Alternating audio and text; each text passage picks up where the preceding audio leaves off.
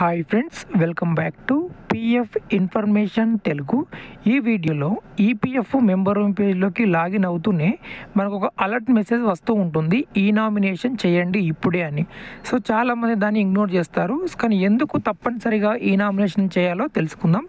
వీడియోకి లైక్ చేయండి, కొత్తగా చేసేవారు సబ్స్క్రైబ్ చేయండి. అలానే మీలో ఎవరైనా పిఎఫ్ విత్డ్రా చేయాలనుకున్నా, పిఎఫ్ సంబంధించి ఏమైనా సందేహాలున్నా నన్ను కాంటాక్ట్ అవ్వచ్చు. వీడియో కింద నా యొక్క డిస్క్రిప్షన్ బాక్స్లో వాట్సాప్ నెంబర్ అయితే ఉంటుంది. ఓకే, ఇప్పుడు నేను ఇక్కడ పిఎఫ్ మెంబర్ హోమ్ పేజ్లో లాగిన్ అయి ఉన్నాను. లాగిన్ అయిన తర్వాత చూడండి, నేను ఇక్కడ హోమ్ పైన క్లిక్ చేస్తాను.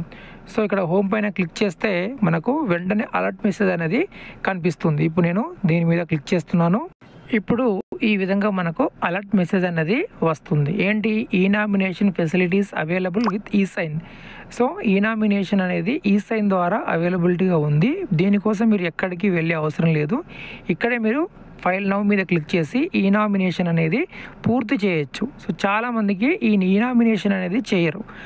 దీనివల్ల ఏమవుతుందంటే, నేను చాలా కేసెస్ చూస్తున్నాను. సో ఎంప్లాయీ అన్ఎక్స్పెక్టెడ్గా డెత్ అయినప్పుడు, ఒక దుర్ఘటన జరిగో లేదంటే ఏదో ఒకటి జరిగి ఎంప్లాయీ మరణం సంభవించినప్పుడు తన యొక్క పిఎఫ్ డబ్బులు కానీ తన యొక్క పెన్షన్ డబ్బులు కానీ నామినీ తీసుకోవాలి అంటే చాలా కష్టపడాల్సినటువంటి సందర్భం ఇది. ఎందుకంటే పిఎఫ్ ఆఫీస్లో వెళ్తే అక్కడ నామినేషన్ అనేది ఫైల్ చేసి ఉండరు. సో కొందరు ఏం చేస్తున్నారు తెలియక, ఈపీఎఫ్ మెంబరు చనిపోయిన తర్వాత వాళ్ళ యొక్క రిలేటివ్స్ అంటే కొడుకులు కావచ్చు, వైఫ్ కావచ్చు, నామినీ అనేది చేస్తున్నారు. ఎప్పుడు? పిఎఫ్ మెంబర్ చనిపోయిన తర్వాత. అలా నామినీ చేసినట్లయితే పిఎఫ్ డబ్బులు కానీ పెన్షన్ డబ్బులు కానీ రావు.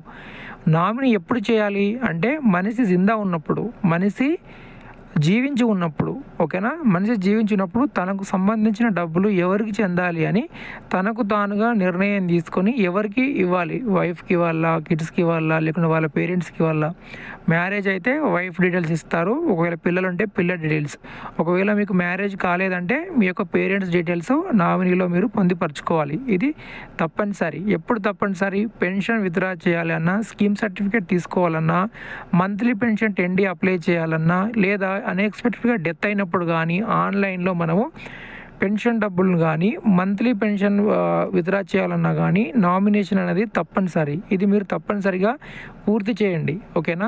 అలా కాకుండా మీరు అడ్వాన్స్ కానీ పిఎఫ్ ఫుల్ సెటిల్మెంట్ చేసేటప్పుడు తప్పనిసరిగా నామినేషన్ చేయాలంటే లేదు, అలా అవసరం లేదు. అడ్వాన్స్ విత్డ్రా చేయడానికి కానీ పిఎఫ్ టోటల్ విత్డ్రా చేయడానికి కానీ నామినీ అనేది అవసరం లేదు. సో ఇప్పుడు ఇక్కడ నేను వీరి యొక్క బ్యాంక్ అకౌంట్ నేను ఇక్కడ ఎంటర్ చేసి వెరిఫై చేసి చూపిస్తున్నాను, ఎందుకు మనకు ఈ నామినేషన్ అనేది ముఖ్యమైనది అనేది. సో ఇక్కడ నేను ఇక్కడ ఆన్లైన్ సర్వీస్ పైన క్లిక్ చేస్తాను. క్లిక్ చేసిన తర్వాత ఫస్ట్ ఆప్షన్ మనకి ఇక్కడ క్లెయిమ్ ఫామ్ 31 అనేది కనిపిస్తుంది. దీని మీద క్లిక్ చేస్తాము. తర్వాత మనకి ఇలా ఓపెన్ అవుతుంది. ఇక్కడ బ్యాంక్ అకౌంట్ ఎంటర్ చేయమంటుంది. సో ఇక్కడ బ్యాంక్ అకౌంట్ ఎంటర్ చేసి వెరిఫై చేద్దాము.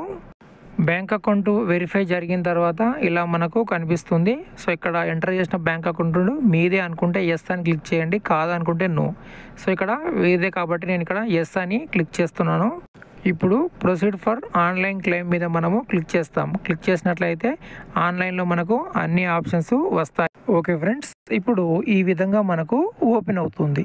ఓపెన్ అయిన తర్వాత ఇక్కడ సెలెక్ట్ క్లెయిమ్ ఆప్షన్ మీద మనము క్లిక్ చేస్తాము. క్లిక్ చేసిన తర్వాత చూడండి, ఇప్పుడు నేను వీరికి సంబంధించినటువంటి పెన్షన్ కానీ లేదంటే స్కీమ్ సర్టిఫికేట్ కానీ లేదంటే మంత్లీ పెన్షన్ 10D కానీ నేను క్లిక్ చేస్తాను ఏదో ఒకటి. సో ఇప్పుడు నేను ఇక్కడ స్కీమ్ సర్టిఫికేట్ మీద క్లిక్ చేస్తున్నాను. క్లిక్ చేసినప్పుడు చూడండి, నామినేషన్ డీటెయిల్స్ నాట్ అవైలబుల్ అని చూపిస్తుంది. సో ఇదే విధంగా ఎంప్లాయీ అన్ఎక్స్పెక్టెడ్గా డెత్ అయినప్పుడు కూడా తనకు సంబంధించిన పిఎఫ్ విత్డ్రా చేయాలి అంటే ఈపీఎఫ్ సెక్షన్ ఆఫీసర్లో కూడా సేమ్ ఇదే విధంగా రిఫ్లెక్ట్ అవుతుంది. అంటే వారికి కూడా పిఎఫ్ అమౌంట్ విత్డ్రా చేసేటటువంటి యాక్సెస్ ఉండదన్నమాట. ఎందుకంటే డీటెయిల్స్ అనేవి లేవు, నామినీ వివరాలు లేవు కాబట్టి. సో తప్పనిసరిగా మీరు ఇది నామినేషన్ అనేది పూర్తి చేయండి. 10 years కంటే ఎవరైతే ఎక్కువ డ్యూటీ చేసి ఉంటారో వారైతే ఖచ్చితంగా మ్యాండేటరీగా ఈరోజే ఇప్పుడే నామినేషన్ అనేది పూర్తి చేయండి. ఏ రోజు ఎలా ఉంటుందో మనకు తెలీదు కాబట్టి ఇప్పుడే ప్రజెంట్ నామినేషన్ పూర్తి చేయండి. ఆన్లైన్లో నామినీ అనేది మనము లింక్ చేయొచ్చు. సో ఒకవేళ మీకు చేయడం రాలేదంటే నా యొక్క వాట్సాప్ నెంబర్ ఉంటుంది, అక్కడ నుండి కాంటాక్ట్ అయినా మీరు సర్వీస్ అనేది పొందవచ్చు. ఓకే, వీడియోకి లైక్ చేయండి, సబ్స్క్రైబ్ చేయండి. Thank you.